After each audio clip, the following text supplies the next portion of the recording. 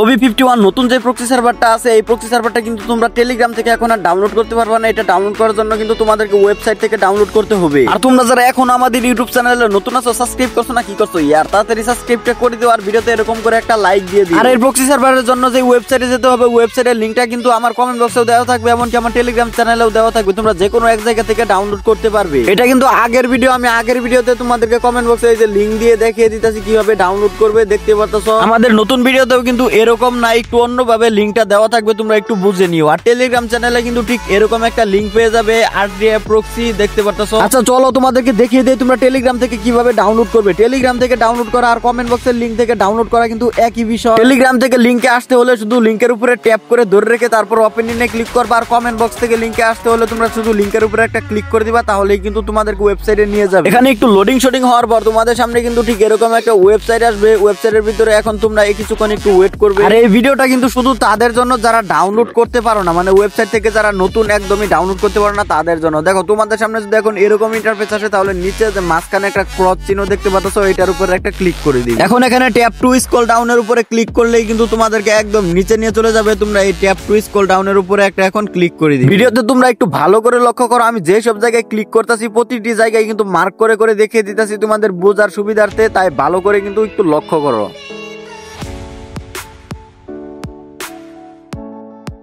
এইভাবে তোমরা কয়েকবার করার পর তোমাদের সামনে কিন্তু ঠিক এরকম 10 থেকে 15 সেকেন্ডের মতো অ্যাড আসবে। তোমরা এখন চুপচাপ এখানে দাঁড়িয়ে থাকবে, কোনো জায়গায় ক্লিক করবা না।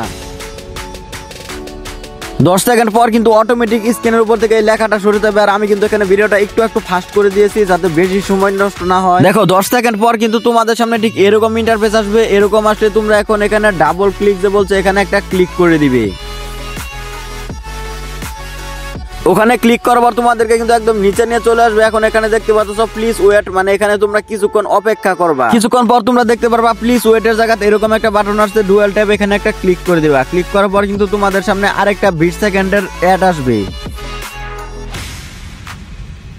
এখন তোমরা এখানে ধৈর্য সহকারে 20 সেকেন্ড ওয়েট করবা। আমি কিন্তু ভিডিওটা এখানে আরেকটু ফাস্ট করে দিয়েছি যেন বেশি সময় না লাগে ভিডিওটা। 20 সেকেন্ড পর তোমরা এখান থেকে নিচের দিকে একদম স্ক্রল করবা। দেখো নিচের দিকে এইভাবে যাবা, আমি ঠিক যেভাবে নিচের দিকে যাইতেছি এইভাবে কিন্তু স্ক্রিনটা তোমরা নিচের দিকে নিয়ে যাবা।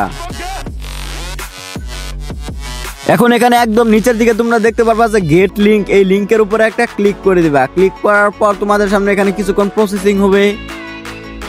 তারপর তোমাদের সামনে ঠিক এরকম কন্টিনিউ একটি বাটন আসবে, কন্টিনিউ বাটনের উপরে জাস্ট একটা ক্লিক করে দিবা। এখন এখানে তোমরা 4 থেকে 5 সেকেন্ডের মতো ওয়েট করবা। তারপর তোমাদের সামনে গেট লিংক এরকম একটা অপশন আসবে। এখন তোমরা এই গেট লিংকের উপরে একটা ক্লিক করে দিবা। তারপরে কিন্তু তোমাদের সামনে ঠিক এরকম ফাইল চলে আসবে। এটাই কিন্তু সেই প্রক্সি সার্ভারে। এখন জাস্ট এই অ্যাপসটার উপরে একটা ক্লিক করবা, তাহলে কিন্তু তোমাদের সামনে ঠিক ডাউনলোডের অপশন আসবে। দাঁড়াও তোমাদেরকে দেখিয়ে দিতেছি। দেখো আমি কিন্তু অ্যাপসটার উপরে ক্লিক করছি, তারপর এখানে ডাউনলোড এনিওয়ের উপরে একটা ক্লিক করে দিবা। এখন তোমরা উপর দিকে ডিটেইলস এর উপরে ক্লিক করলে কিন্তু দেখতে পারবা কত % ডাউনলোড হইতাছে। আর এখান থেকে কিন্তু ডাউনলোড হওয়ার পর ইনস্টলও করে নিতে পারবা। আর এই ভিডিওটা কিন্তু শুধুমাত্র তাদের জন্য ছিল যারা ওয়েবসাইট থেকে অ্যাপস ডাউনলোড করতে পারো না। আর সেটআপ ভিডিও কিন্তু আমার মেইন চ্যানেলে আপলোড করা হয়ে গেছে।